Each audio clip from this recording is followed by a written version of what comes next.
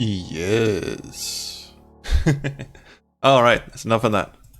Hello, good morning, or evening, or wherever you are. If you're watching this on VOD, good hello. Good hello. I am the Space Quest historian. Welcome to... Because it could... clear my throat. I think you're supposed to do that before you start the stream, but anyway, here we are.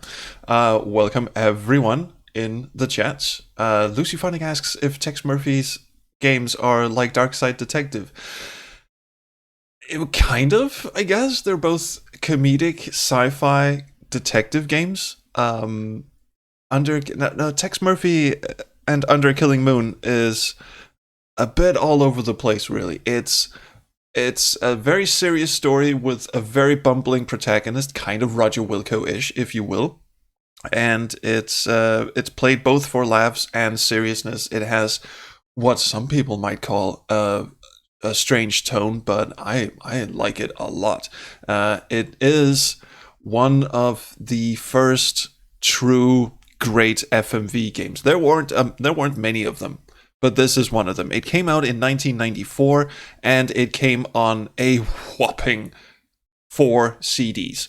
Now, the biggest game up until that point, I believe, was The Seventh Guest, which came on 2 CDs. And Under Killing Moon shipped on 4 CDs. It was supposed to ship on 3 CDs.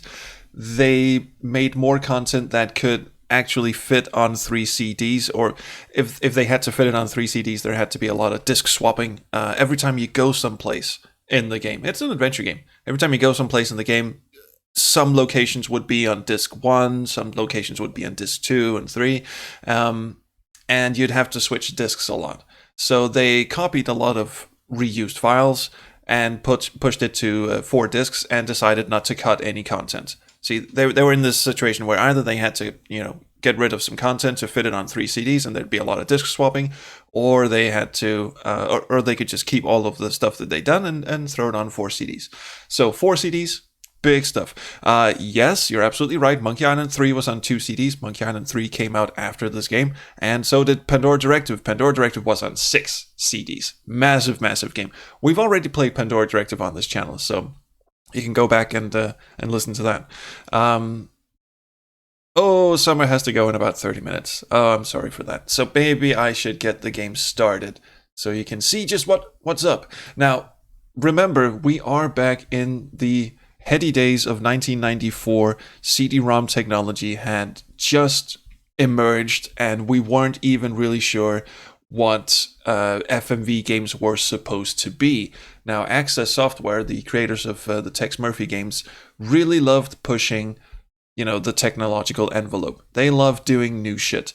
So they really they bet the entire farm on this game, which is in fact the third Tex Murphy game, the third installment in the series. And like I said, there was no template for doing FMV games, and we all know what happened to FMV. We all know that a slew of subpar games were just shat out, like Apple QuickTime FMV titles that were just awful shit, just got shoved out there, and it turned into kind of an embarrassment, really. But for what it's worth, the lads over at Access Software really, really got it right with the Tex Murphy series. These are, by far, if you ask me, some of the best FMV titles ever made in, the old 90s CD-ROM era. So let's get in and actually play this thing. Ooh, DOSBox. Yes.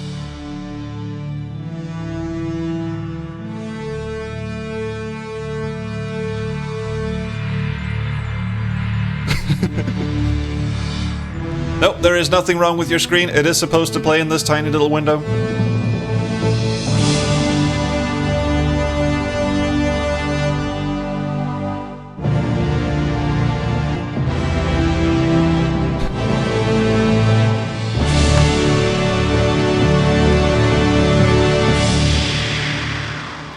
You can tell they really, really wanted to, do a big production, and they fucking did. Under a Killing Moon. And that's it. That's the that's the intro. No, it's not. Yes. So here we are. What you get is actually the main menu over here. I don't know why you can close the panel, but you can. Boom. You must start a new game or load a save game from the auxiliary panel. Very fancy word for a main menu. It's the auxiliary panel. So it is not the first Tex Murphy game. It is actually the third, and that's gonna be a bit interesting once we get further into the game. It doesn't really require you to have played the first two games, Mean Streets and Martian Memorandum, but something in the last chapter, I'll get to it. It does. You kind of go, what? And it's actually referring to something that happened in Martian Memorandum, the second game. So, we'll get into it. The intro is just fantastic, and see if you can recognize the voice of the. No, I am not playing this on easy mode. I will be Poppy Pants. I will be everyone's favorite Poopy Pants. He went from wooing underage girls to solving mysteries in San Francisco's future wasteland. Yes. So, they found it again, have they? I thought we'd taken care of it. The forces of evil are persistent, sir. I'm getting too old for this. Who have we got lined up to deal with this problem? Murphy, sir. Oh, no, not Murphy. Afraid so, sir. What about Spade or Marlowe? Dead, sir. Isn't there anyone else? Sorry, sir, he's next on the list. Well, I suppose we'll have to make do. Knowing Murphy, he's going to need help. A lot of help. I'll check the archives and get back to you, sir. Anyone recognize that voice? News of the day. As the Second World War enters its final days, Allied forces are on the march. And now we get a little pre-game history reel. Pockets of Nazi resistance. The storming of Berlin has crushed the heart of German opposition and sent remnants of the Fuhrer's troops scurrying into the dark reaches of the Black Forest. The Germans have vowed to fight to the last man in their quest for world domination. But their days are numbered, with Adolf Hitler dead and the once dreaded SS disbanded. The Allies have exposed the workings of the Nazi war machine and found it festering with ancient blood cults, whose rituals and ceremonies are too astonishing and barbaric to detail. So we're not going to. Forces will not rest until the last cult member has been revealed and captured. Boom. No pestilence has ever been so fatal or so hideous. Blood was its avatar and its seal, the redness and horror of blood. Yes, it is James Earl Jones. It's good old Darth Vader. Apparently they sort of on a whim asked his agent, hey, would you mind doing some voiceover? And he said, sure, why not? And he actually did them over the phone, as it were, recorded them on his end, and they just sort of called him up and said, all right, now do this line. So it's just a day's work for him, but he is also the voice of when you screw up, when you die in the game. He gives you your game over message. He's credited as the big PI in the sky, because they just sort of chucked him and they just went, we can get James Earl Jones to do a voice? Fuck, better chuck him in somewhere. So interestingly, the original version that I played, the one I have on the shelf back there, I don't remember that Nazi footage reel actually being in it. I remember it just cutting straight to this bit with the guys, the monks walking around picking up the bird statue. I don't know if later versions of the game added that, Nazi history reel thing to it. Or maybe I just completely missed it as a kid. I don't know. I just remember the early version that I played. The first time I saw that Nazi movie reel, I just went, what the fuck is this doing? Did I put in the wrong game or something?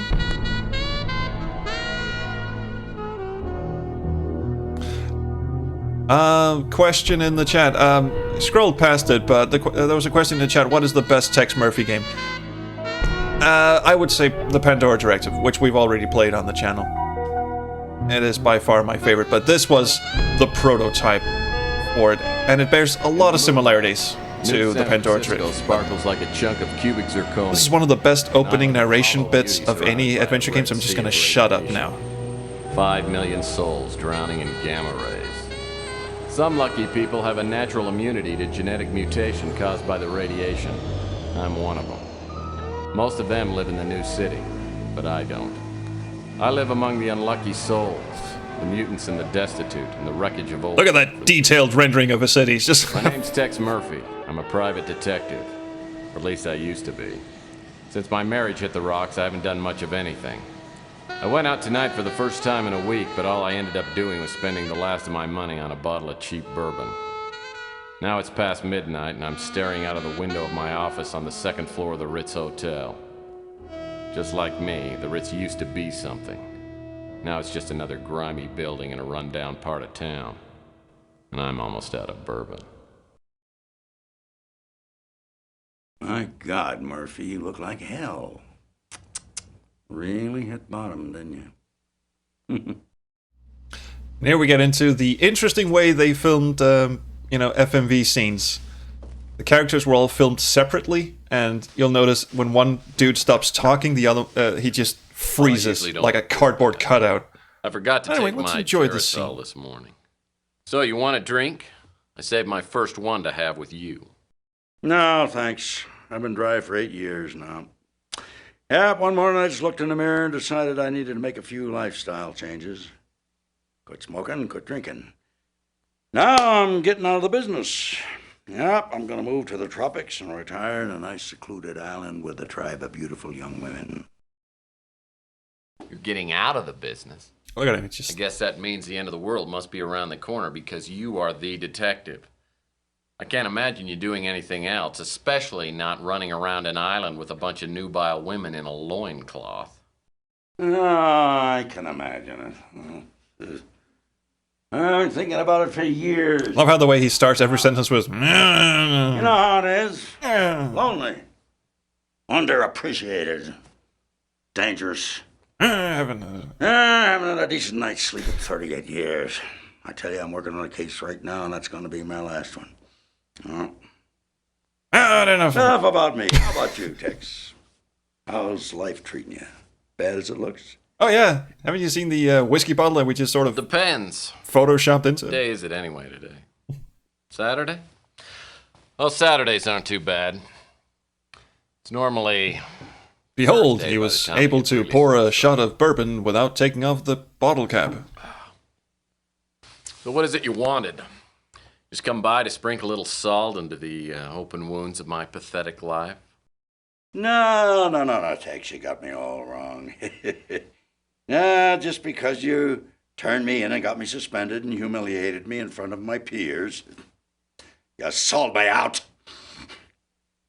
But that's all gonna pass. See, His mood changes on a dime.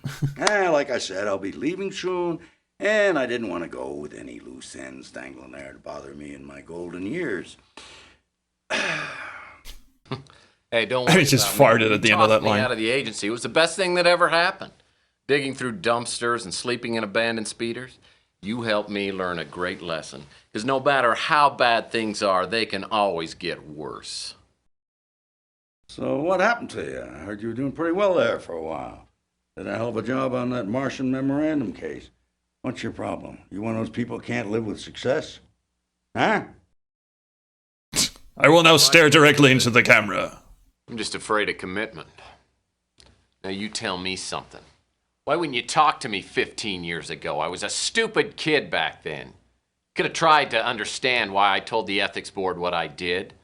I mean, I understand now that I was out of line and I made a mistake, but why'd you cut me off like that? Because apparently you never learned the first rule of a PI. And never, ever betray your friends. Now, friendship goes beyond blood and race and politics. You gotta find out who your friends are, then you hold on to them. They're a precious commodity to people like me and you. Now listen, before I go, I came here with a warning. I heard your name mentioned in connection with a case that I'm working on, and you stay out of it. If you don't, somebody's gonna find you floating in the bay with a hole in your head. I don't need any more strain on my conscience. Guess he was running out of time on that line. You know, frankly, I'm pretty insulted. Because I'm a pretty damn good detective, and I can take care of myself, thank you.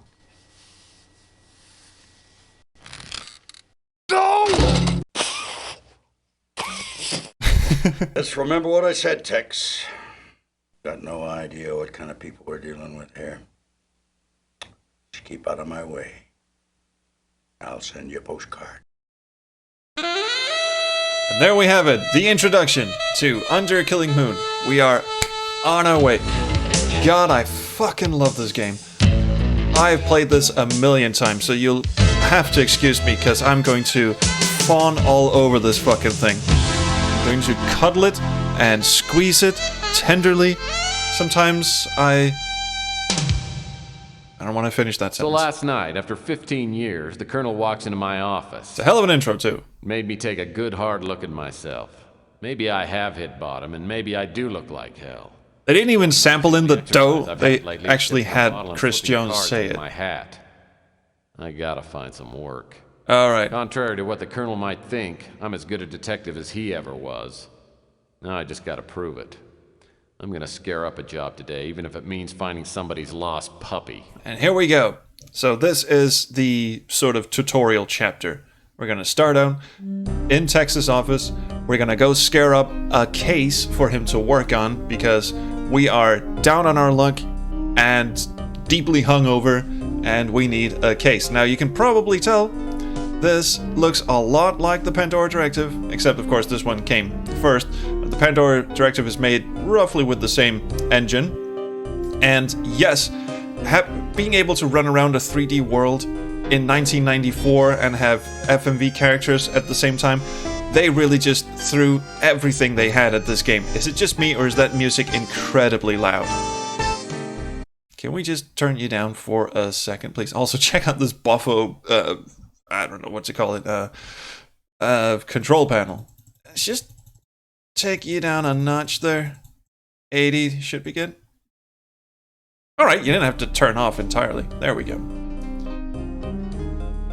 Alright, so, someone said, thank God for community theater actors in this. That was actually Brian Keith. He was a big shot Hollywood actor at the time, and they just got him in for a couple of days to play the Colonel, and apparently was a bit of a weirdo. Didn't really know what the hell he'd said yes to, so he just came in and sort of cursed everyone out, and just, did his scenes and fucked off. Alright. And of course Tex is played by Jesus Christ. Tex is played by Chris Jones, who's also co-designer of the game. Chris has played Tex every Tex Murphy game there is, all the way up through Tesla Effect and the new Poison Pawn that's coming out. Actually, that was kind of my impetus for playing Under Killing Moon. I want to go through the entire Tex Murphy series until the Poison Pawn is released, and then we can really sink our teeth into the new stuff, the good stuff. But anyway, this is a landmark game, and I'm going to be fawning all over it, so let's get it moving. First of all, I bet you're wondering what the hell is up with these footprints on the floor. Well, The office was actually a dance studio before I moved in, and Latin dancing is a Murphy family tradition. and if you look out the window, you'll notice that the sky is absolutely black. Oh shit. He's a bit of a wonky control. Also, looking up and down really does move very fast.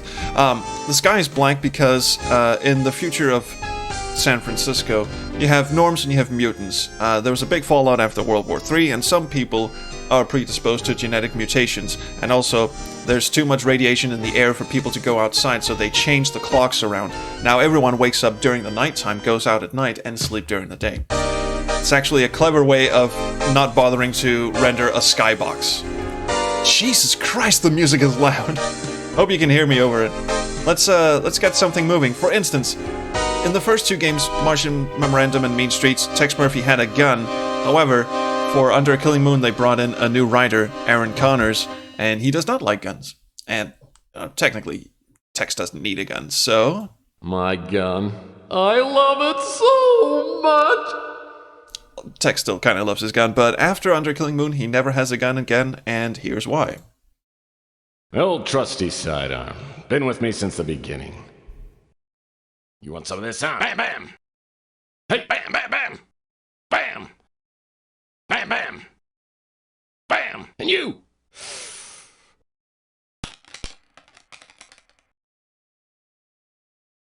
Hey, Sonny, can you help me out?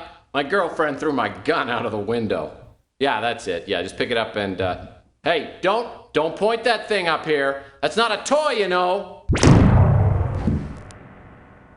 Oh, my hell. No matter how bad things got, I always had my gun. Now I've lost that too. I have a feeling this is going to be one of those days. It was useful for killing snakes in Martian Memorandum, yes. But we now no longer have gun. There is no gun for us. And since this is a 3D world, of course there's going to be a lot of...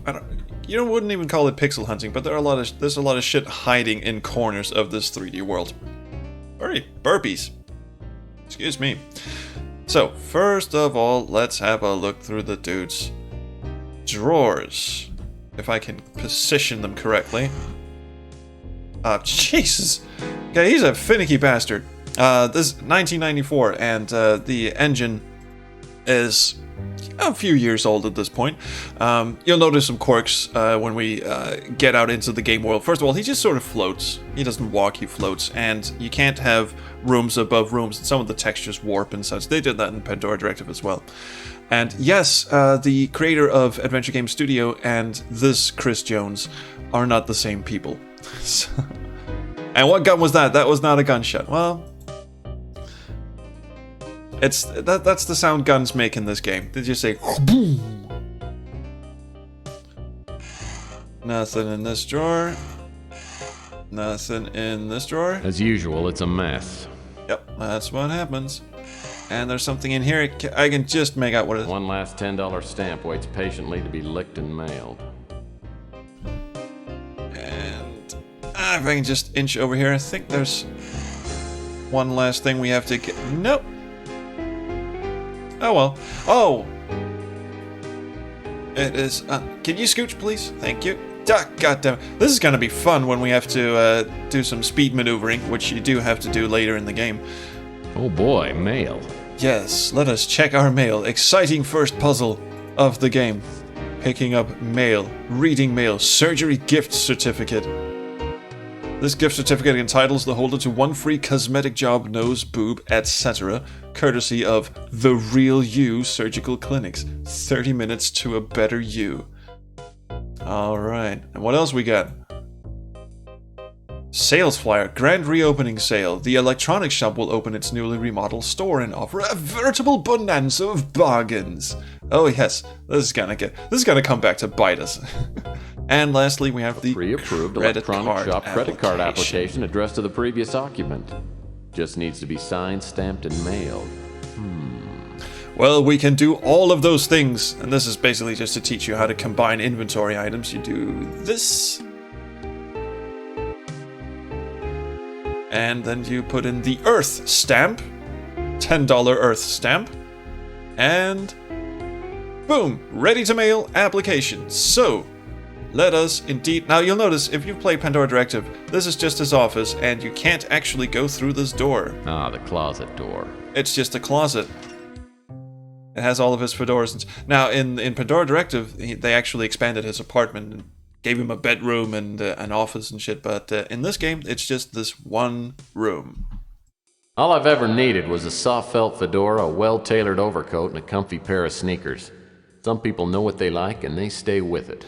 There's a sort of Thomas Edison thing to this, wasn't it? Thomas Edison who just had, like, 7 changes of clothes in his closet and never, just picked the next one off the rack and then put the other one in the wash, and that's how he got through his week. Not that I'm comparing Tex Murphy to Thomas Edison, of course. Let's the air outside feels thick, like I'm breathing through a pair of dirty gym socks.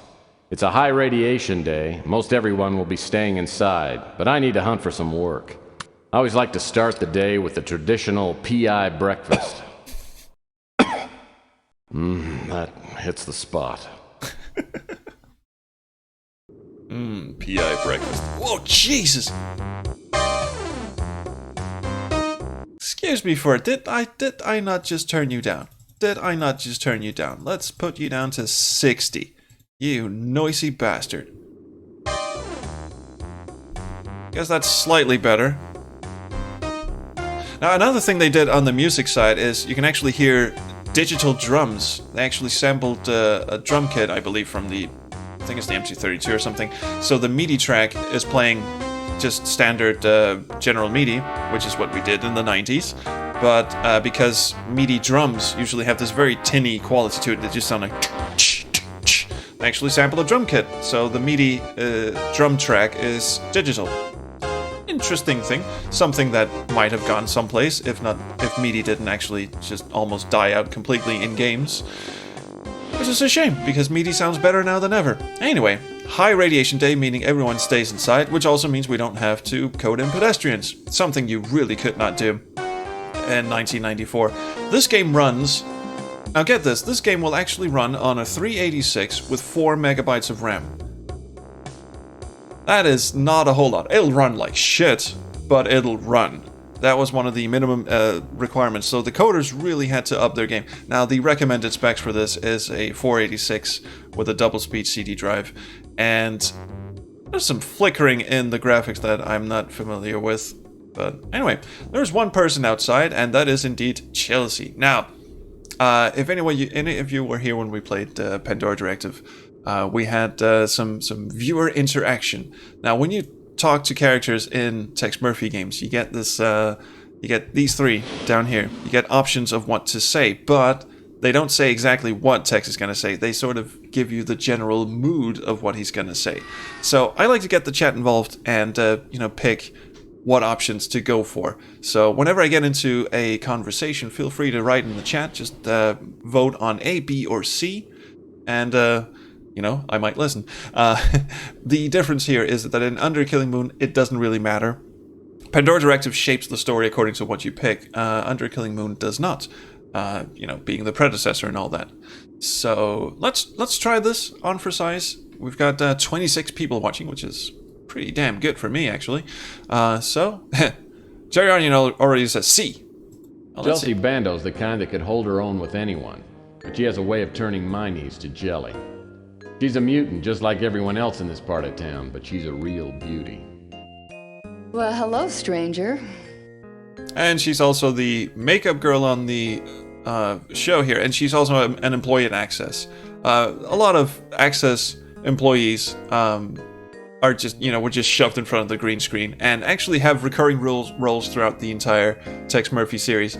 Legatus Veritas Maximus has disqualified himself by voting for E. There seems to be spam early because of delay. Let's see. A seems to be in a slight lead. Subtle innuendo, lovesick puppy, or charmingly curious. Now, Tex has the hots for Chelsea, so obviously we want to woo her. You can't actually woo her in this game, so it's not a dating sim or anything. But now there seems to be an overwhelming majority for C, so let's go with C. Charmingly curious. Tell me, gorgeous, has the new True Detective come in yet? Yeah, but you gotta pay for it this time. Hey, when you finish a magazine, it is in no condition to sell. What are we doing with the magazines exactly? Alright, sarcastic retort, deeply insulted, or macho PI talk? Now, I don't know. I mean, this this is of course the early 90s, so we are still in the realm of macho action heroes and such, but I don't think a person of Chelsea's standing would go for macho PI talk. I don't know, I'm just spitballing here. Dan Nastic goes with an A, and that is the best thing we've got so far. Let's just stay hydrated and see what else comes up. There's an A, C, B, A. That's 2 for A and 2 for C, 3 for A. For the sarcastic retort, I think the sarcastic retort wins this one. You're a riot, Chelsea. You ought to be doing stand-up. Seems more like a really... No. Look, I do enough stand-up work right here. So can I help you with something? I think that was more of an insulted kind of butthurt retort, but okay. I'm no gift horse in lay mouth. Now, once you get past that little conversation, we go into the Ask About section, and we can ask about everyone who lives on the street and the Colonel. Now, we haven't actually met any of these people yet, but nice touch. We can ask her about herself. Oh, you know me, Tex. I'm just making ends meet. Well, I'll bet he'd like to make your end meet with his. I'm not sure where that sentence was going. So let's walk around and chat to some more people. We're gonna go scare up a case. Actually, I might just want to ask her about Rook's pawn shop. What can I do for you, Tex? What indeed can you do? Well, just tell me about... Rook acts like a tough guy, but he's a softie. Just don't tell him that to his face. Been a long time since I played love this Louie, game. but his friendliness doesn't fool me. He's a sharp one. He knows everything that's going on in this neighborhood. Franny's a live wire. Either she or Sal is going to do time for killing the other one. I have never seen a couple fight like they do. Yeah, there's a pizza place in this game, run by a very Italian stereotype. We're gonna butt heads with her in a couple of chapters. Sal's a handful. He's a nice guy, but I don't know. He's a nice guy indeed. And we never run into him because he's kind of a weirdo. Luckily, Ardo seems to like me. I mean, if I were on his bad side, I'd be tempted to relocate. He could crush a Subaru with one hand. And the Colonel. Wish I could help you there, Tex. No one knows about the Colonel, because that is my mentor, whom I have apparently pissed off by reporting him to the ethics board. And now I'm an alcoholic future detective. Up here we have the lovely Coit Tower, where we will go later. Now, alright, let's get the game moving. The people she were talking about. Ooh, invisible wall. Can't move any closer. Man, there are signs of radioactivity everywhere. I just love how absolutely dystopian this is, but they just plonk these giant textures of radioactive waste down. Look at them spin. Whee! Because they're just flat textures. Right. This is a pizza place. Don't need to go in there. This is Louie's diner. No need to go in there yet, although we can steal his newspaper. Cheerio. That's going to come in handy later. What we can do is go visit Rook's pawn shop, which is where we will get our introductory case. Garner runs this pawn shop. He's a crusty old World War III vet with a face like a raisin and a tongue like a butcher's cleaver. And he's also really, really far away. What do you want, Murphy? Yeah, what do I want indeed? Now, caustic wit, obliviously conversational, or cautiously inquisitive. Now remember, we're looking for work here, so we might not want to piss him off so much. Oh, Summer's leaving. I'm sorry. See ya, Summer. Thanks to Subaru for sponsoring this conversation. Yes, he can crush it. We're gonna run into him later on. He is a big weirdo. Syriar says B, obliviously conversational. Hello. So nice to see you. Of course, we all stay hydrated. Ooh, and the chat goes wild. There's a bit of a delay on my end because I use the Restream app to get the chat in. Yes, the dog thing in the corner is creepy. It's kind of like a Resident Evil type dog. Actually, this room is just full of 3D studio, early 3D studio test renderings. They just chucked everything they had in here.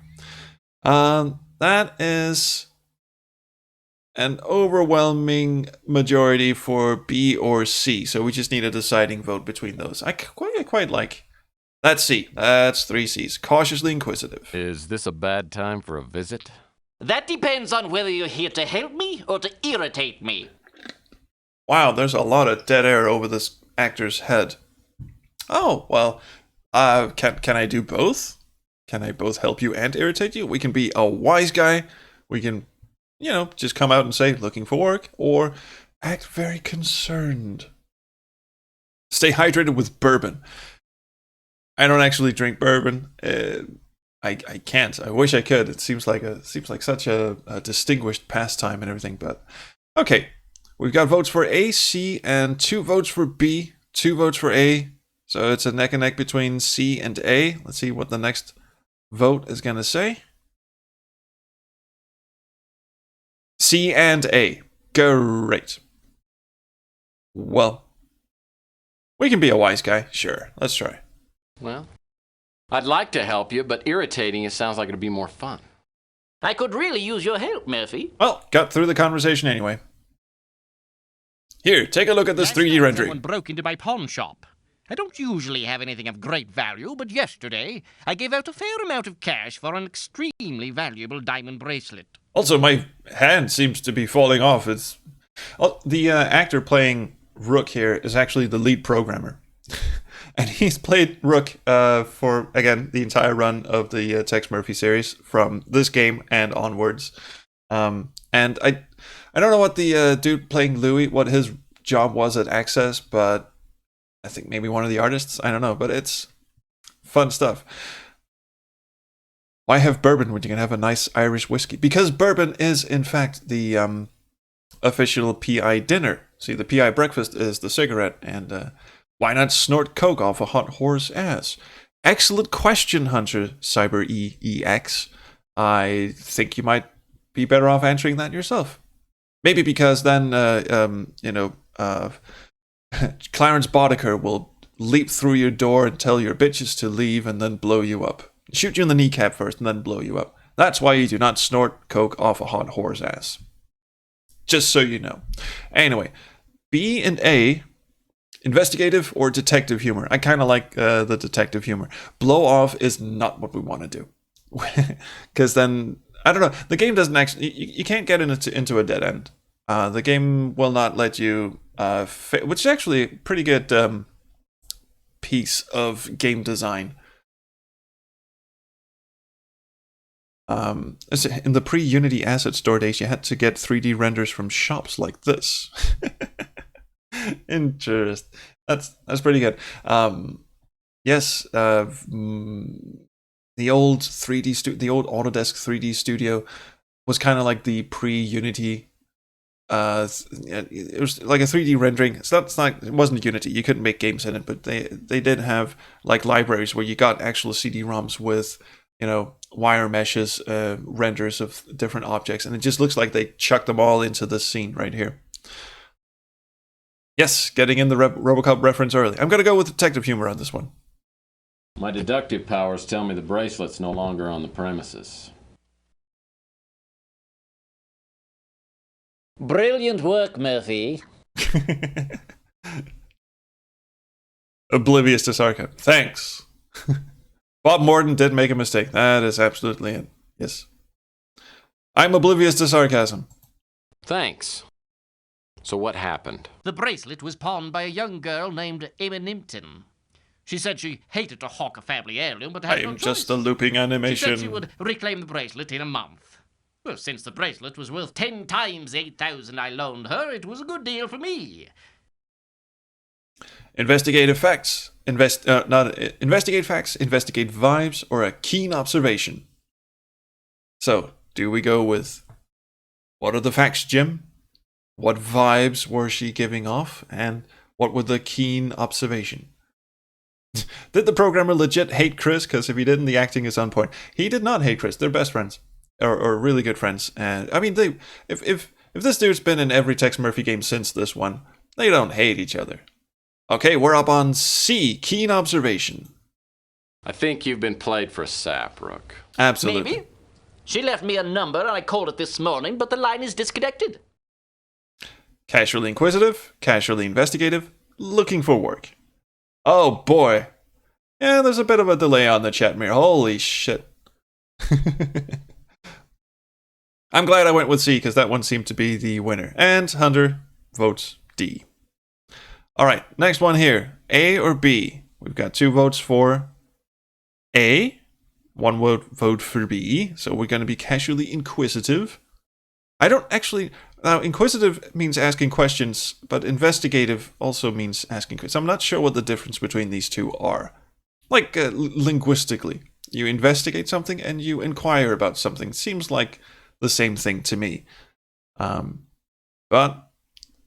let's see, A, B, B. Most votes seem to go for B, so let's investigate. So do you have any leads on recovering the bracelet? No, the police are a waste of time, and I can't afford to hire a decent PI. Shots fired. Slightly, deeply offended, slightly offended, offended but looking for work. Yes, good point. Darth says, spam early to get the votes in, plus, yeah, you don't know what you're voting for. So, because I'm running off what this chat is telling me. So at the moment now, I am seeing 3 votes, and in a second, it's just going to go like that. So, are we deeply offended, slightly offended, or offended but looking for work? And most people seem to be playing it safe. C seems to be the winning vote on this one. You know, it doesn't actually matter. We can go deeply offended. he'll still give us the he'll still give us the case. Now that we've seen, you know, the bracelet and all of that, you know, the case is us. But what if Tex Murphy and James Murphy are the same person? That's a good question. Is Tex Murphy actually in the chat? It warms my heart. Welcome back, Summer. Are you offended? Slightly, offended deeply, or offended but looking for work? B. Slightly offended. Sorry, everyone. We're going to have to go with Summers because she's watching on mobile. No one wants to be watching this on a mobile. Well, apparently you've forgotten that I'm a world-class PI. That was slightly offended. I'm not a rich man, but if you find the bracelet, I'll owe you a few favors, which could come in handy. Come back here and I'll show you where they broke in. Rook takes me out back and shows me where the burglar broke in. The back window is busted out and the latch is ripped. It's a sloppy job. As I start Not a sloppy Joe. I'm looking for information to enter into my CrimeLink computer back at the office. One thing's for sure, Emma Nimpton won't be one of the suspects' names. Every PI worth his salt knows that's not my name spelled backwards. Did anyone catch that the first time around? I didn't.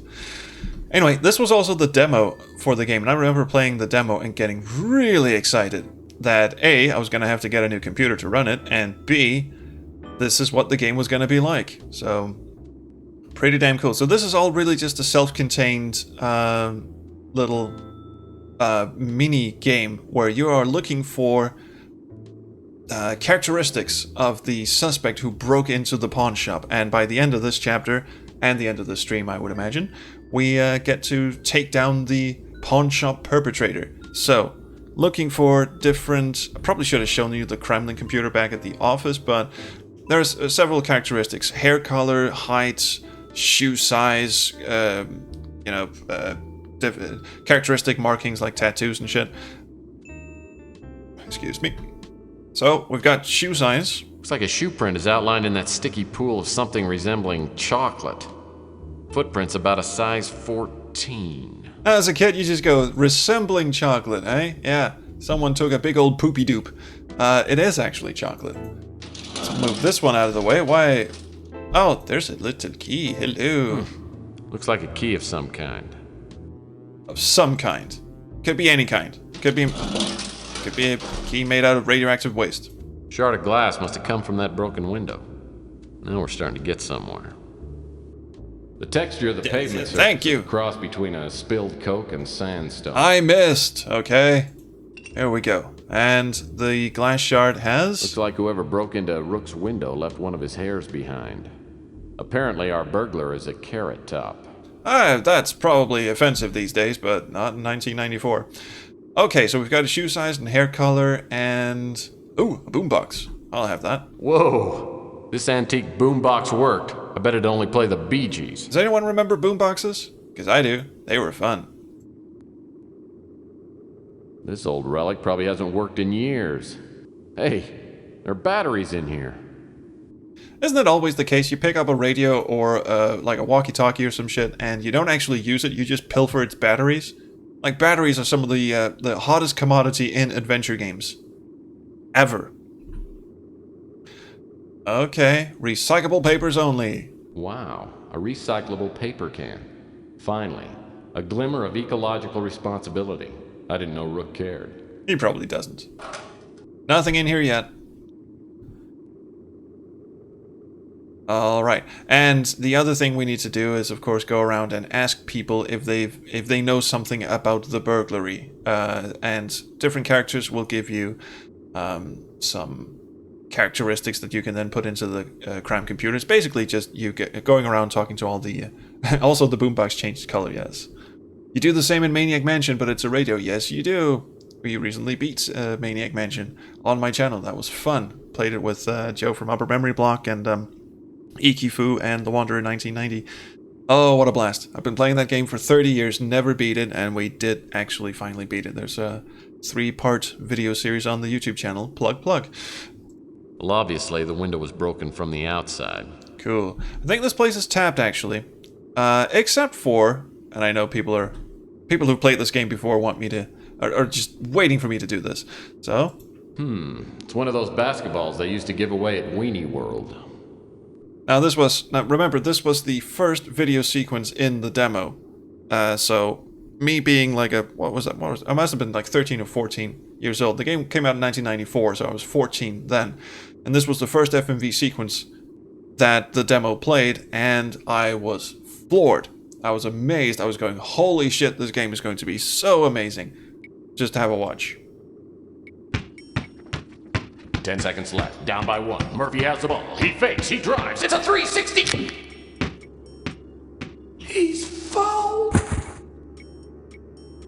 And the ball disappears. You never pick it up. You don't do anything with it. Come on, man. That was impressive. All right. So this will create a little short... Actually, let's just have a quick look at the dumpster. Oh, man. This dumpster smells like 20-year-old mayonnaise, and I ought to know. So that's no reason why we shouldn't open it. This is going to give us a hint that someone... Well, I'll be darned. Might be coming back for it. Filth and stench, the interior isn't much different than the average studio apartment. In fact, it's nicely furnished. Someone's been living here, and I wonder if he saw anything. He might have. Actually, his furnishing is kind of liquid and weird, pixely, blobby mess, but we're not here to judge. Alright, let's move this board out of the way, so now we have a clear shortcut back to the alley. Alright, Chels, spill your beans. Hi, Tex. How's the investigation going? Is there anything I can do to help? Just missed the basketball cutscene while getting on the bus. So sorry, Summer. Alright, burglary. Yeah, I remember Rook told me about the burglary. I remember a stranger hanging... Do you start every sentence with "you know"? It might be a dead end, but I seem to remember that the guy had these bright green eyes and a tattoo of an anchor on his arm. First of all, your blue screen is sort of jiggling all over your head, and second of all, it might be a dead end, but he has bright green eyes. Yeah, it's a total dead end. You know what? I'm just going to leave you, because you're weirding me out. Alright, let's go have a chat with Louie. Good old Stinky Louie. The brew and stew is run by Louis Lamintz, a bloated mutant with a heart bigger than his waistline. Everyone comes to Louis' cafe. So does all the street talk. If something's going on, Louis knows about it. What can I do for you, Mike? He can be less disgusting. That'd be great. Alright, getting something to eat at Louis. Exactly. So, well, it doesn't really matter what we pick here, but if anyone has a vote to get in, now's the time. C-A. Ear bending sounds like a... Tex is really he's kind of a dick in this game, but he's, he has more of a character in later games. And in this one, he's kind of like a mix between a 1940s detective and Roger Wilco, basically. Which is why I loved it so. That's 2 votes for A. Let's get this shit moving. How about a pitcher of beer and the love of a good woman, Louis? I can't help you with the woman, Mike. Oh, he always does that. With the beer, though. Woman. Put it on your tab? Oh, look at those prosthetics. Oh, even in the low-res FMV. I don't know what kind of FMV engine they use, but it's really strange because there's a lot of artifacting in it. The compression is amazing, and it will play in full frame, like I don't know, 15 frames a second. I think the FMVs run in 15 frames a second. It'll play that for about 20 or 30 seconds, and then it'll start chopping more and more as you get further into a video clip, which is just really, really strange. It's hard to explain. Woof. Got A, B, Norm Peterson. That's 2 votes for B, 2 votes for A. We need a tiebreaker. Next vote that comes in is the tiebreaker.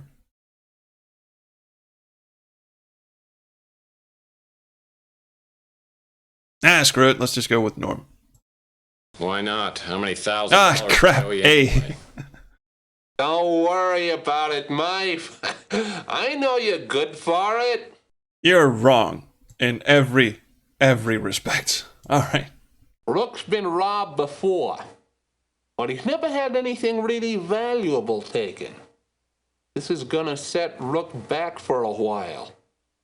Are you on drugs? You talk really slowly. All right, bracelet. Rook told me about the bracelet, but I don't know anything more about it. I don't know anything more about it. Interesting choice of phrasing there. You know, for a person who gets all the street talk, you're being surprisingly unhelpful. Also, bits of your shoulders coming off. Yeah, things are a little slow, but I'm getting by. Having to lay off some of my kitchen help hurt my pride more than anything. Yes, kitchen help. In future games, he's just on his own, really. So, any advice on Chelsea? Chelsea acts tough, but she has to be with all the scum around. And she's as smart as she is pretty. Did you notice he just had to There's a lot of what goes on sort of put the prosthetics back? Yes, she is indeed an underground Yakuza bitch. That is one snaggletooth, absolutely. Rook's an ornery old cuss, but me and him are old buddies. We fought in the big war together. He's one person you can trust in these troubled times. And a light bulb was going off as he was saying that. Also, we fought in the big war together. Did you bore the enemy to sleep with your slow rate of talking? I would imagine so. Anyway, let's check out the pizza parlor. Now, if you guys are... you don't go through there, actually. These posters somehow survived the big war. They're bitter reminders of the past glory of this great city. Cry me a fucking river. The entrance to the pizza place is... there. Okay, now if you're watching this with on speakers or indeed on public transportation, Summer, you might want to turn the volume down because, my God, this woman is loud. Well, it's that handsome P.I. Tex Murphy. Have you come to take me away? Have we, chat? Cowboy humor, undecided, or no thanks? Don't worry, your answers will have no real consequences on the game. That's an A, that's one C, 2 C, so 2 votes for A, 2 votes for C. And stay hydrated, everyone.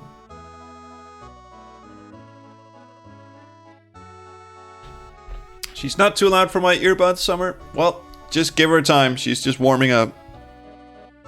It gets loud.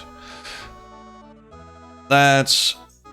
oh god, A and C are still neck and neck. That's one more vote for A. Summer had the deciding vote. How'd you guess? Yes, A. You must have seen my white horse hitched to the railing out front. Oh my, Mr. Murphy, you certainly know how to excite a girl. The sex appeal humor. Get more formal or shatter the fantasy of a lonely woman. Dad? Kevin, great timing as usual. Absolutely fantastic. A or C or A, that's 2 votes for A, going for the sex appeal humor. Syriar wants to shatter the fantasy of a lonely woman. Someone in the chat also wrote, take her to Pound Town. Don't give Tex any ideas. Or, don't give her any ideas, actually. That's 3 votes for A, sex appeal. Well, that's what I've been told. I almost got my own 900 number before getting into the PI biz. Well, I certainly would have subscribed. What can I do for you, Mr. Sexy Voice? Sorry for kind of jumping the gun on that one, but everyone seemed to go for A anyway. So, there we go. All right. It's the best Tex can get. Oh, wait, we kind of forgot to have a little look. I'll when we get back to Tex's office, remind me to have a look at the photo on his desk. Because Dan just reminded me, yeah, it's the best that Tex can get. Excuse me. He's actually a divorcee. And there's a little video clip hiding in his office about what happened to the woman he married from Mean Streets and Martian Memorandum. There's a whole thing in Mean Streets and Martian Memorandum where he falls in love with a client, and then they marry.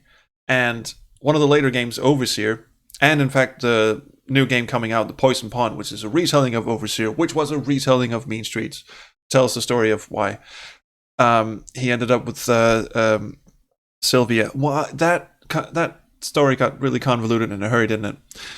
Oh, Avuzul, my vote was for the previous election, but like, yeah, I'm sorry about that. That's that's the thing about restreaming. It's it gets kind of laggy in the chat, but overall, I think it's good.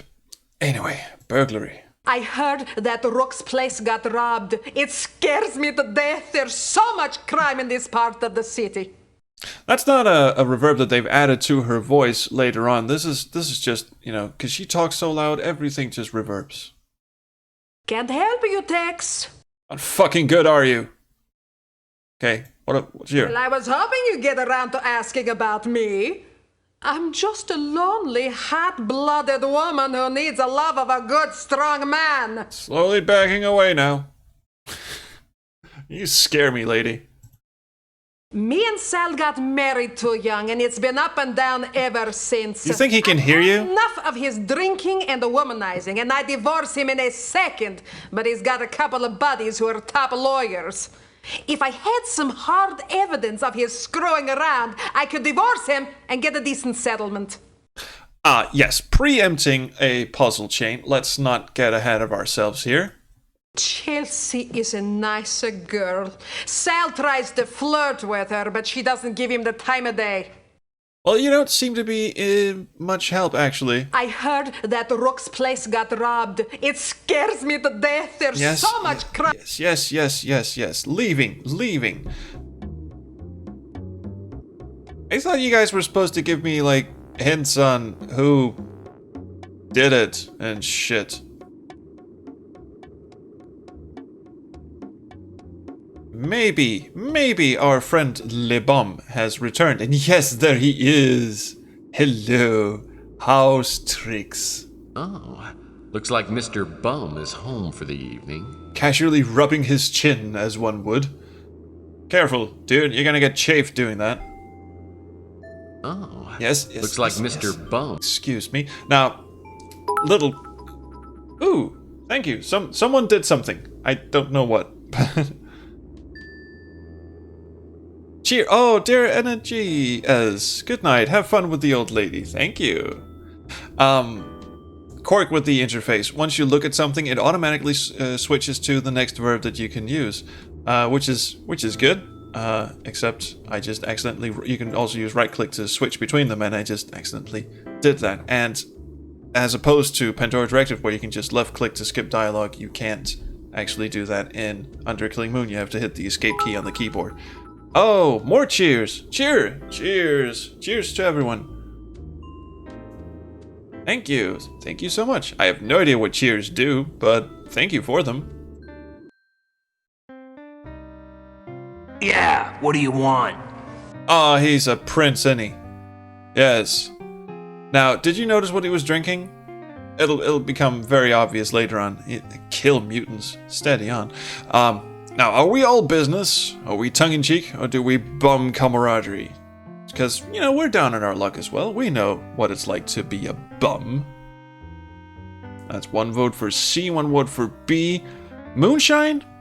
Nah, you wait. 2 votes for B, tongue-in-cheek. That's my favorite one as well. All business is just... That's how you get boring. Or something. That's how you get boring? Yes, I was on a mission to be very boring, and then I talked to a bum in a dumpster, and now I am boring. Thank you so much, Mr. Teacher.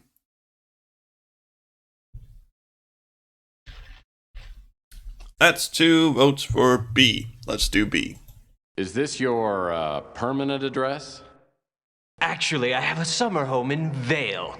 But this spot keeps me in touch with the common people.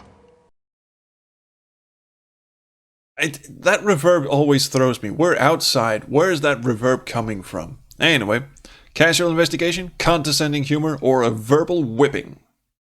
And yes, Tanu Kitsune, gumshoes should be sarcastic jerks. Absolutely. It's kind of in the job description, I think. As are prophecies. We'll get to that later. 2 votes for C. Everyone votes C. Yes, we should give him a verbal whipping. You know, it's stinking winos like you that have ruined this great city. Says you. I don't drink spirits, punk. Nothing but pure, creamy chocolate. Now get lost! That went well. And yes, he's a chocoholic. Oh no, not you again. Look, I'll warn you right now, I'm almost out of chocolate syrup and I'm not in a good mood. Alright, so this part of the conversation, we just need to get his info. Yes, Hershey chocolate syrup. So, condescending wits, kind of concerned and helpful, make an offer. I think they all work, so let's just be condescending. Well, why don't you go buy some more? Ooh. Oh, I forgot. You're a bum. Ouch. Spare me the insults, tough guy. If you got something to say, spill it. Ooh, authoritative bluff, heartfelt compassion, or inquisitive. Ah, yes. We seem to have not... oh yeah, we're supposed to bribe him. Oh, sorry, 2 votes for A for the previous one. Sorry, I just kind of skipped past that one. C, inquisitive. Well, I was just doing a little amateur sleuthing. God, you are a pest! I kind of fucked that up, didn't I? This isn't a good time for a social call, punk. If I don't get it fixed soon, I'll go insane! Dore mi fa sol la ti do. That was weird. Did anyone hear the direction going on in the back?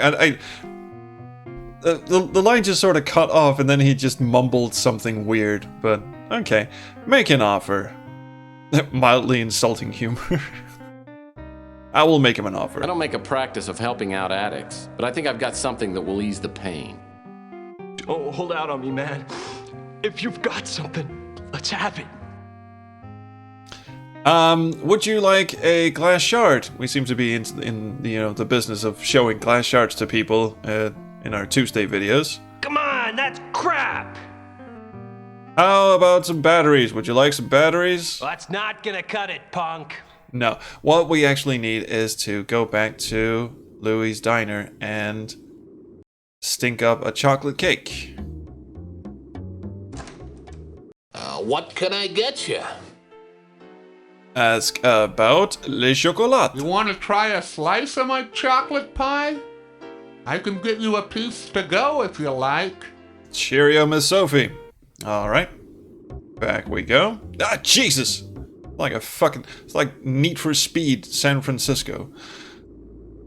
This isn't a good time for a social call, punk. What the hell does he say at the end of this line? Fix soon, I'll go insane! Dore mi fa sol la ti do. I think in the background you can hear the crew laughing. Anyway, make an offer. I don't make a practice of helping out addicts. Yes. Offer chocolate pie. Praise heaven! You've brought the ambrosia of life. Ask me anything you want. Fucking will. Burglary. I saw someone prowling around the back of the pawn shop last night. It was so dark, I didn't get a good look at him, but I could tell he was huge. Probably 6'3" or 6'4", about 300 pounds. Oh, he really cleaned up, didn't he? Oh, and Louis, put the cake on my tab. I'll pay later, promise. How about the bracelet? You have no idea what that is, do you? Wish I could help. No. How about Rook? Rook, he leaves me alone. Can't ask for more than that. You've got a booming voice, do you realize that? I think Chelsea used to fancy me, till she found out my only true love was chocolate. Damn near broke her heart. Steady on with that chin rubbing there, that's, yeah. Not good. The only time I ever see Sal is when he gets drunk and comes by to pick a fight. Then I kick his butt and send him on his way. That big goon, he used to hassle me until I shared a quart of chocolate syrup with him. Now he lets me alone. Alright.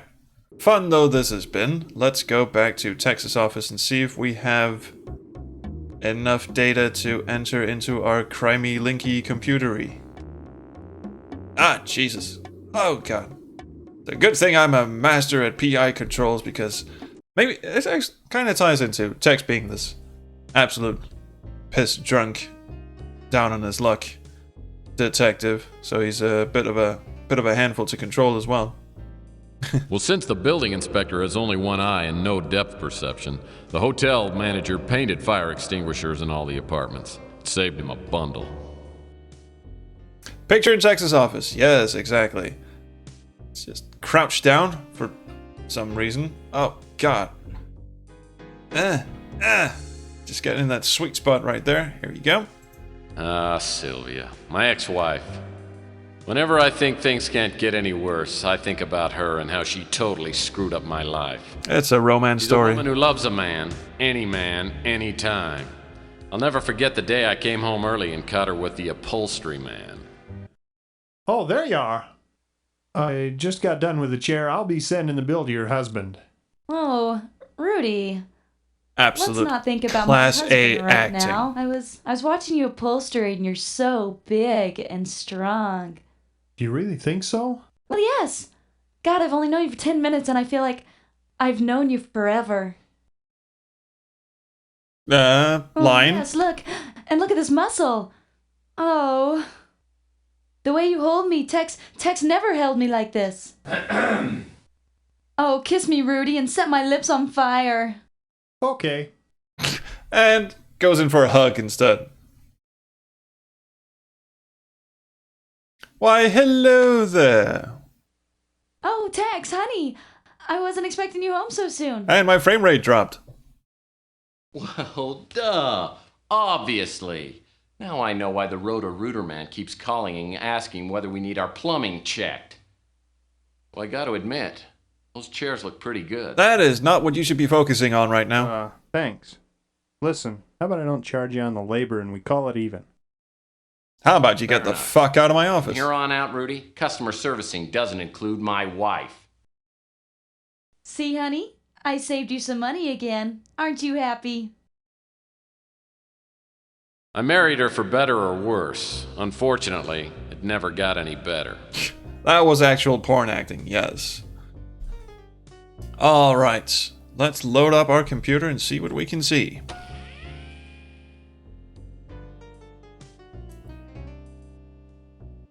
The software is registered to Alberto Smith. Alright, we have got Caucasian, male, about, what was it, 6'3", 6'4", about 200 pounds. Mutant, probably. And red hair, 2 eyes, I assume. They were green eyes. Oh, blood type. Oh, we don't know any of that, do we? No, because one thing we have not. Oh, a shoe size. Looks like a size 14? I think it was size 14. Anyway, we don't know the blood type. And there are other things that we don't know as well. So we should probably go and have a chat with our friend, the police. Which we find out by looking at the newspaper. Pawn shop, robberies, pawn shop, burglaries baffle police. Police Lieutenant Mac Malden, who is heading the investigation, denies that the police are dragging their feet. What we're dealing with here is some kind of master criminal. Really, are we? Let's go and have a chat with him. Mac Malden's also a recurring character in the Tex Murphy series, and it's actually played by Chris Jones' brother. And sadly, he passed away. So he's not in... I think the last game he was in was... He's not an Overseer.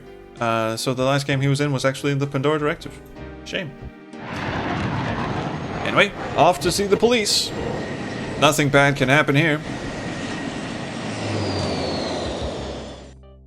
I haven't seen Mac Malden since the Martian Memorandum case. I remember him as a surly, incompetent, fat-nosed cop. As I step into his office, I can see he's changed. His nose is even bigger. Well, if it isn't Tex Murphy. figured you'd be dead by now. Right. If this guy pisses... if we piss off this guy, or if he pisses... Well, anyway, if someone pisses anyone off, we get thrown out of his office and we get to do this entire thing all over again. So choose carefully. Also, bye, Summer. So, quick hydration and...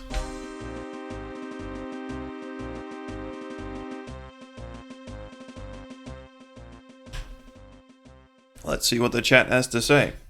With the lag, of course. Very sorry about the lag, incidentally. See, I did enable that setting in Twitch that says, hey, if you want almost no lag, then, enable this option and shit. But if you do the restream thing that I do, because I stream on YouTube and Twitch at the same time, and Mixer for some reason, then, there's going to be some lag. Faux compliment. Everyone votes B for faux compliments. You too, Mac. You look great. That extra weight sure suits you. Still the wise guy, eh, Murphy? It was great to see you. Now get lost! Good choice. Fondly reminisce, dispense with small talk, or make some healthful suggestions. I think the last thing he wants is healthful suggestions. You kind of want to butter up to this dude, but I am not here to make any choices. Actually, I kind of am, but... A, fondly reminisce, says Björn. A, says Siriar. There's a little progress bar on the bottom of my chat client, and it's just slowly loading more messages. Yep, that's 2 votes for A. Oh, come on. Remember the Martian Memorandum case? Hey, we made a swell team. Yeah, those were the days. I don't get cases like that anymore. Things are harder now. Oh, tell me your life story. The mayor's office is all over me again. You heard about the string of pawnshop robberies? We have no suspects, and I'm catching the heat for it. Oh, boo-hoo. Shocked by ineptitude. Pride, which goeth before the fall. Or B, suck up. Oh, yes. Are you telling me that your team of crack detectives have no leads? Of course we have leads. That's the line that we're going for. B, says Björn. So you want to suck up to him? Yeah, I'll bet you do. I'll see you Wednesday. Fuck it. Let's do that. Let's suck up. See where that gets us. Sounds like we might be looking for the same burglar. Let's compare notes, old buddy. No chance, Murphy. I don't need you getting in my way. Go play detective somewhere else. That didn't go very well, but we can just do that all over again. We were almost at the end. Find something better to do than bother me. No, that is what I'm here for.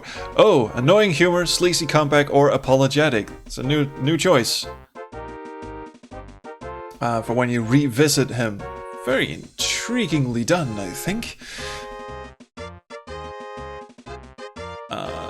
I think you have to be apologetic, so let's just try being annoying. Oh, yeah, okay, let's be apologetic. Tika has the right idea. No, because I really like to watch your face turn red. Still the wise guy, eh, Murphy? Yeah. Oh, wait, he lets us continue. Alright, fondly reminisce. Oh, come on. Yeah, and now we're here. Now, last time we went for suck up. I think you're actually supposed to go with C, shocked by ineptitude. Just to mess with the guy's head. So you and your crack team of detectives have no leads? Of course we have leads, you pots. We know he's a norm, Caucasian, and has AB negative blood. That narrows down our list of suspects to about 1 million. Now get out of my hair. I got work to do. Oh, he looks busy, doesn't he? That actually gave us the information that we need. So back to Texas office.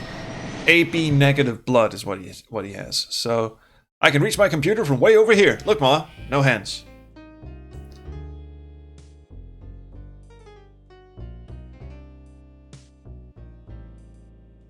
Crime link. We make it stick.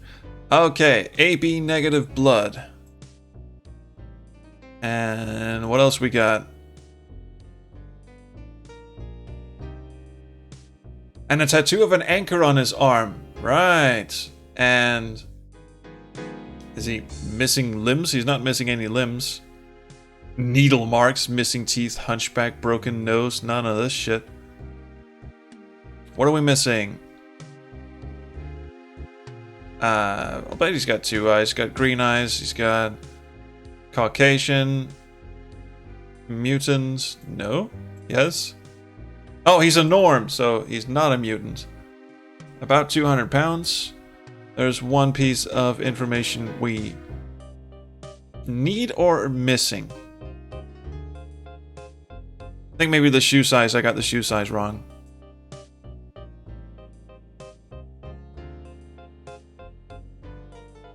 Let me just go back and check in the alley. Alley behind pawnshop. And you get a nice little walking animation of him going down the stairs. They cut these out. Look at him skip down the stairs. Noisy fucker. There we go. Have a look at that shoe print. There you go.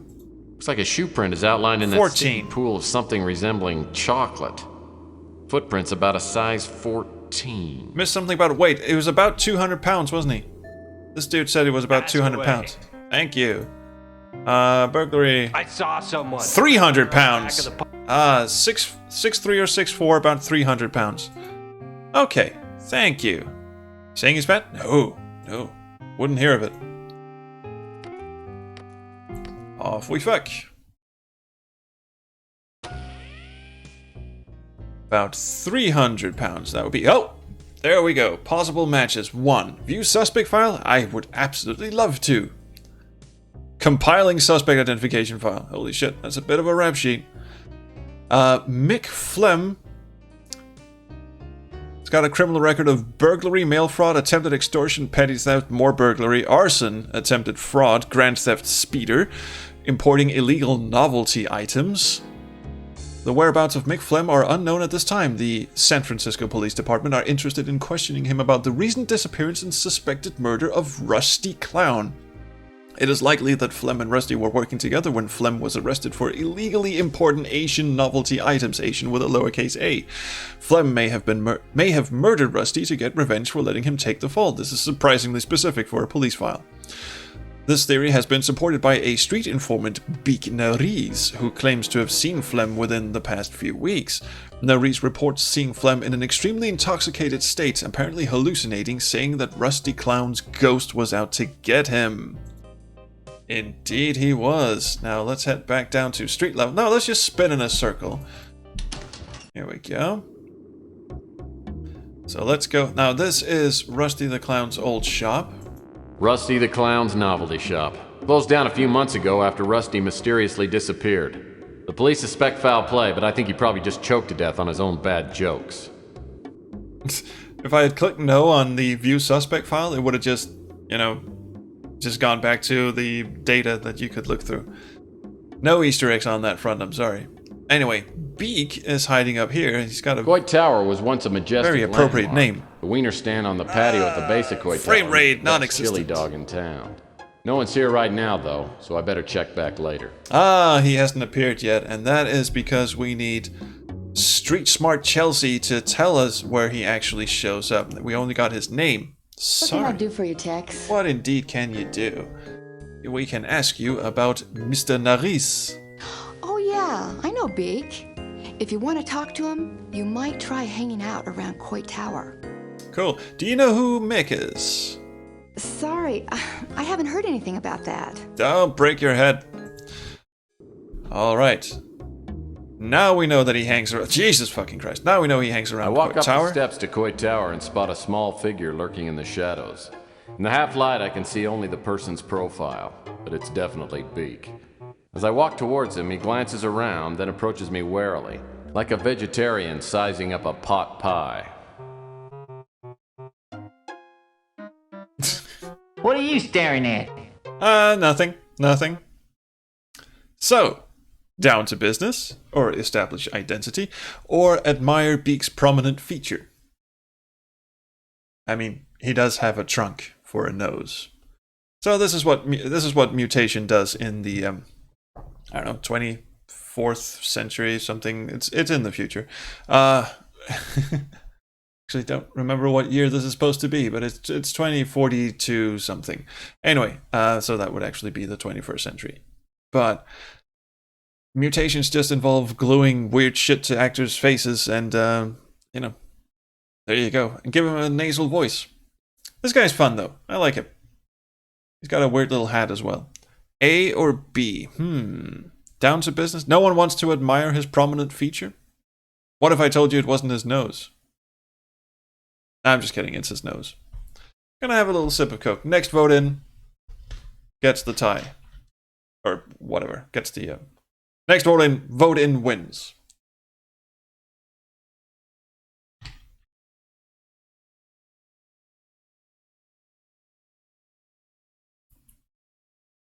People are sick of voting because the chat lag and me not being very good at taking polls.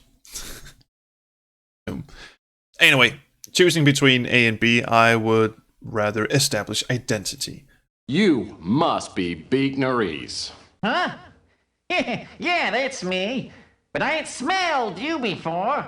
Who are you? Are you implying that we'd have to blow him for information troll? No, well, maybe, dab the old nostrils around. Refer to Chelsea? Down to business? Coy deal maker. I have a feeling we should be upfront with this guy.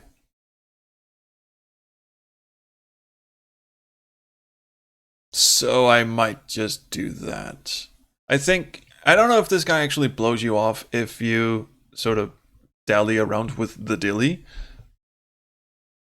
I think he actually just answers your question regardless of what. So let's be... Actually, he might kick you out if you try and be like a coy deal maker. Let's refer to Chelsea. I'm a friend of Chelsea Bando. You told me I could probably find you nosing around up here. Haha. Yeah, Chelsea. Good egg. Nice looker. So, what do you want? What do I want indeed? Curious about nose. Or deal for info. Investigative, curious about nose. I have a feeling A and B have to do with the dude's nose. Or we can just deal for info.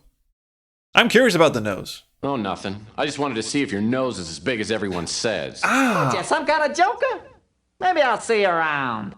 Maybe not. Alright, backing up. You leave me alone, Mr. Snoopy guy. I'm just making friends all around. Threatening. Jesus Christ. Or beg for info. Please speak. I'm begging you. I'm just a crappy detective and I need your help. I don't think I've ever seen this line. Jeez, fella, you're more pathetic than I am.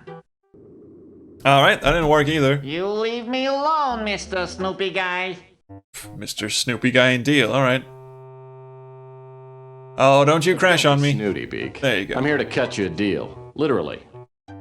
Cut you a deal. So what we actually do is give him a surgery gift certificate. So much for body positivity in this game. Okay, I can use this. My nose has started sagging lately. Makes it hard to breathe. Now, what kind of info you looking for, huh? Jesus fucking Christ. Alright, we want to know about burglary. Rook's pawn shop was robbed by a two-bit crook named Mick Flam. We knew that. He and his girlfriend have knocked off half a dozen pawn shops over the past month. The girl goes to a pawn shop and hawks a bracelet for a decent amount of cash. Then Flam breaks into the pawn shop and steals the bracelet. Master criminals. Anything else he finds? That is absolute master criminal stuff. What's Mick's deal? Mick Flam's rap sheet would take a day to read. He's a fat scum, and he's an idiot to boot. That's why he's always getting caught. He's been busted for burglary, mail fraud, arson, you name it. Everyone knows he operates out of the Snow White warehouse, but don't tell him. My God, we get a lot out of this gift certificate, don't we? And Rusty. Did he have something to do with the disappearance of Rusty the Clown? I think he's dead, and I'll bet Mick Flam had something to do with it. Word was the two of them were smuggling illegal novelty items from Hong Kong, and Rusty crossed Flam. Ever since Rusty disappeared, Flam has had a terrible fear of clowns. Bozophobia. I once saw Flam pretty drunk, and he said he had nightmares of Rusty's ghost coming back to haunt him from the grave. He was completely terrified.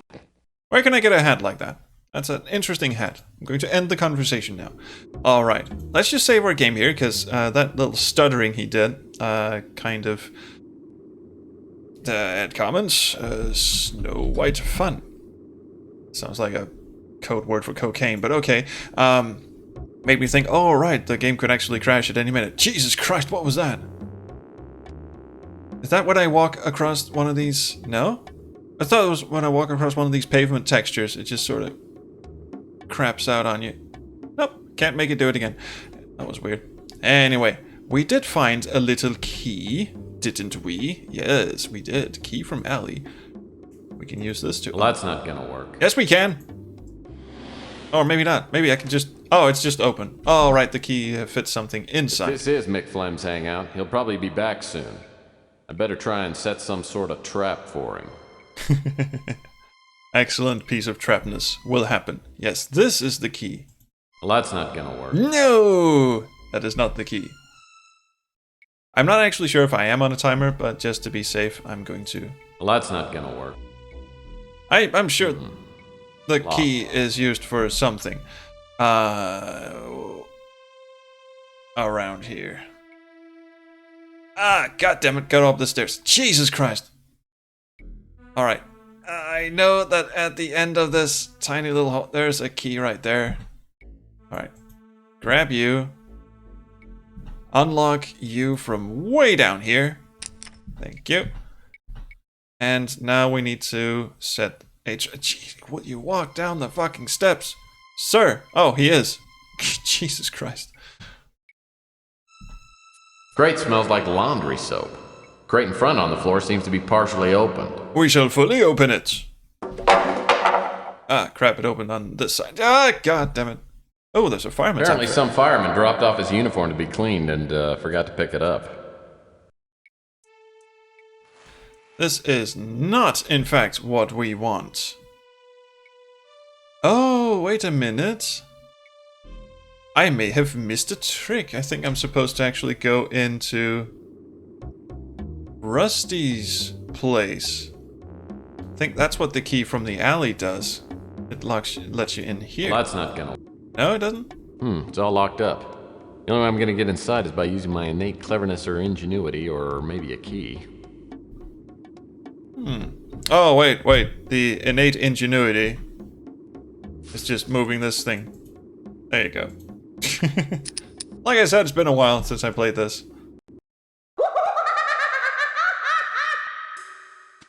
Ah, what a lovely, lovely singing voice he must have. This is not creepy in the slightest. Okay, couple of things we need. This crossbow. Cool. A plastic dart crossbow. It'll make a nice addition to my non-violent weapon collection. And all of these masks are funny. At least I remember them as funny. Looks like my 4th grade teacher. Well, this must be Mr. Grimm. He's a reaper. Oh, this is a scary mask. Why, it's Mr. Sloppy Lasagna Eater.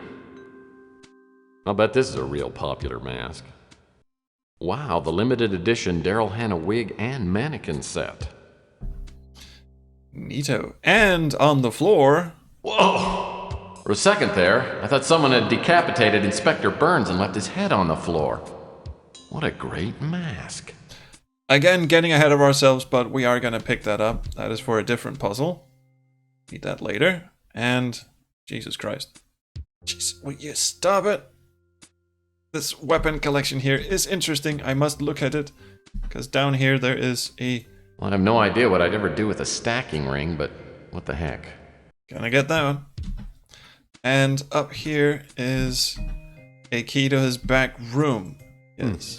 Maybe this key fits in that employees only door. Gonna get that as well. Okay, we are doing quite a long stream today. I should be done within the next 20 minutes, I feel. I don't normally stream for 2 hours. I try to keep it under 1 hour, but sometimes, you know, you just have to run with it. A game like Doki Doki Literature Club, I ran for 2 hours with those because that game is... There's so much fucking reading in that game.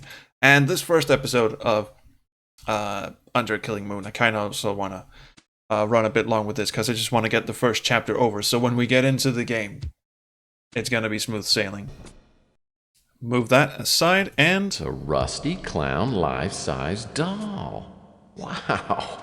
It's a dead ringer for... Oh, no pun intended.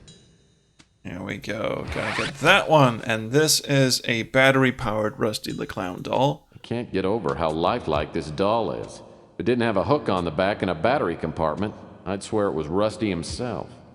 A very creepy 3D model, I have to say. So we stick some batteries in him. That's gonna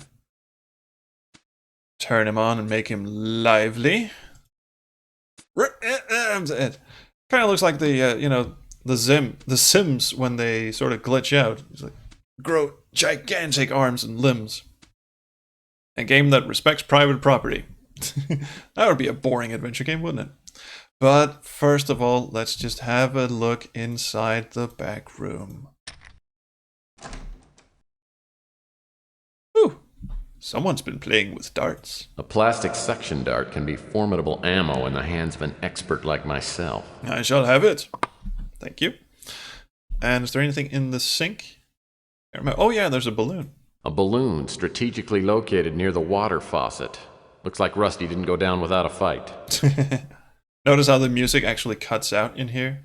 Kind of brilliant. Oh, hello! Toxic acid. Why would a clown need a barrel of toxic acid? Why in the world would Rusty keep a barrel of toxic acid?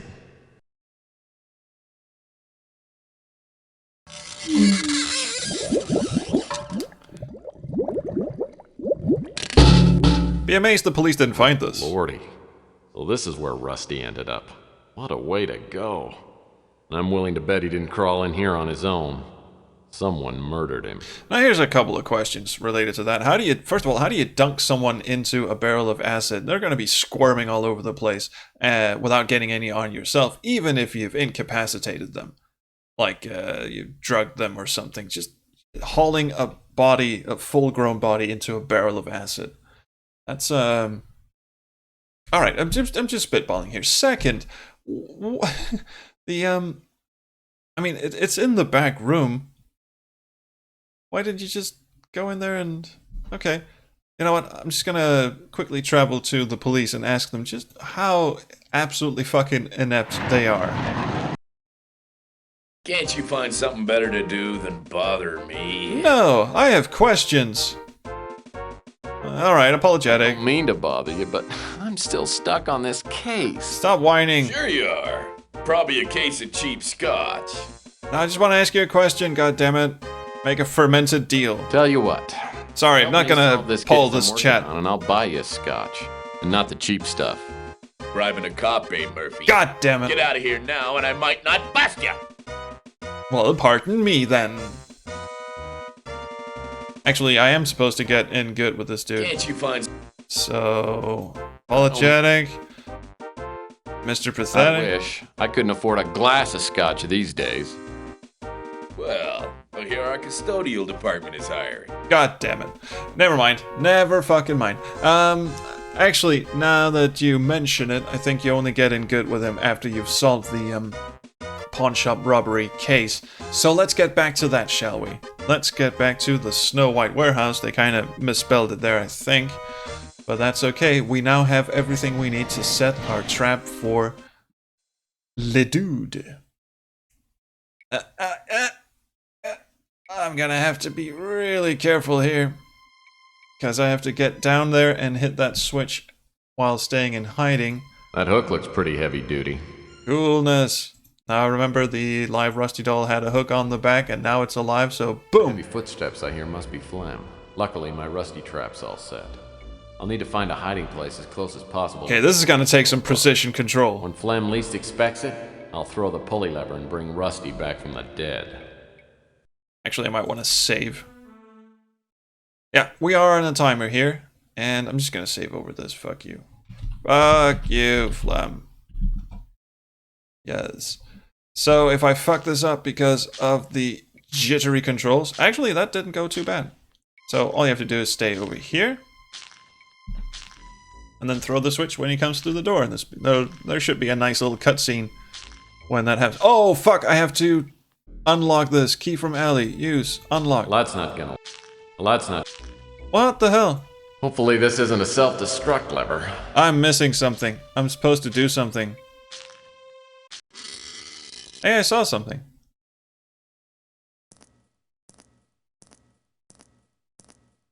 It's a nice walk cycle.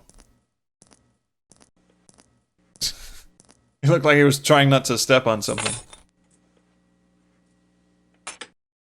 Okay. Oh, I'm not supposed to throw the switch myself after all. Rusty kids, and I'm here. Mommy's come back. That happened. Okay, cool. See, I thought it was one of those timer things where you have to, you know, just stand here and flip the switch at the exact right moment, but you just had to hide. Check out that neat Bugs Bunny reference. Can't even look at it. What a shame. Well, here's some bourbon. Yummy. A bottle of turnip schnapps. I'll bet it's got a real kick. So now we know what we're doing tonight. And here's... Mick ran off without his keys. I'll bet at least one of these will come in handy. Cheers. And here is... Damn, I'm good. The bracelet. This has to be Rook's bracelet. Get that thing. And let's just use his keys to unlock this thing, because I'm intrigued. Oh, good. A locked box within a locked box. It must contain something worth having. All right, and we can't just unlock this one straight away. So let's instead enjoy the spoils. Leave. I'm telling you, it's impossible. It can't be done. I've tried everything. The prophecy is very clear. We can't go on until this step is completed. Surely your unique skills give you opportunity. Meanwhile, in Evil Land, my ability has gotten us nowhere. Capricorn got there before me. They're always one step ahead of me. It's like they can read my mind. We can't let them stop us. Maybe we can use your skills on someone else. I've made inquiries. And if he hasn't gotten himself killed, maybe he's just what we need. Murphy. Tex Murphy. And so ends day one. Lot of info, lot of little name drops in that little cutscene there. All of which will become very, very important later on in the game.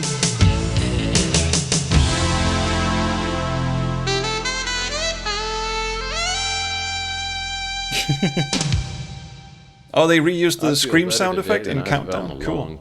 Anyway. Boy, did I stun Rook when I walked in and handed him that bracelet.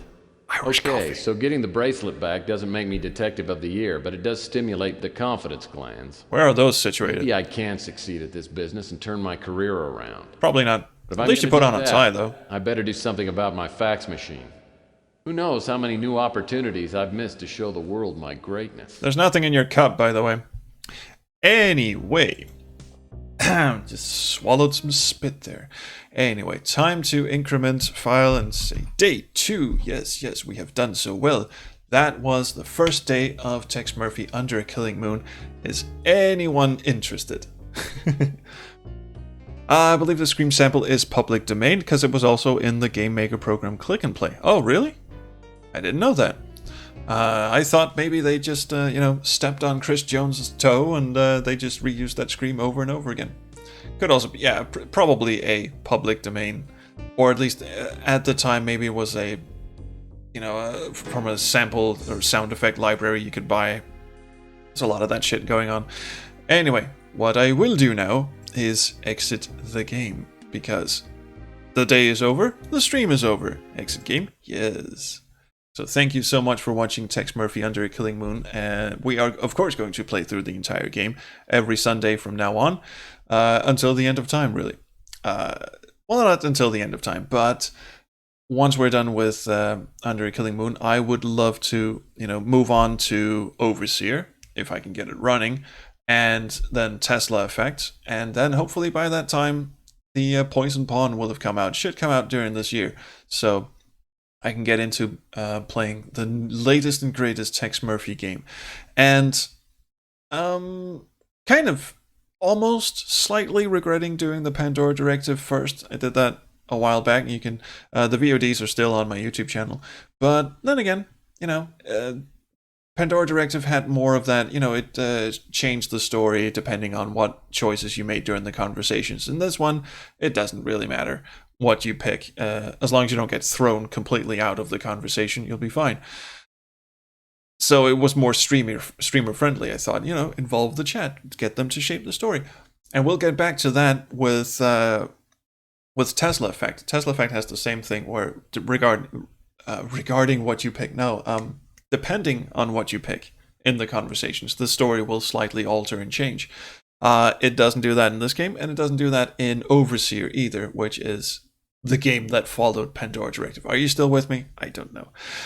Anyway, that was fun. Thank you so much for checking in the stream. Checking in the stream. I think my faculty of speech and stringing together a... And is everyone back? The connection just sort of dropped there for a second. Did it do that? It hasn't done that previously, has it? Anyway, sorry about that. Getting some dropped frames over here. Oh well, bye. Guess the internet is on the fritz now, so that was lucky. Lucky it didn't happen earlier. Holy Christ. Yeah, I'm just gonna stop streaming now because that is not good. It seems to be doing good now, but my god, I hate it when it does that. Okay, so we just had a hiccup in the connection, so sorry about that. Anyway, go to spacequesthistorian.com/streampoll and vote for the next game that we're gonna play. However, this is gonna take a while getting through Under Killing Moon, so you don't have to go right away.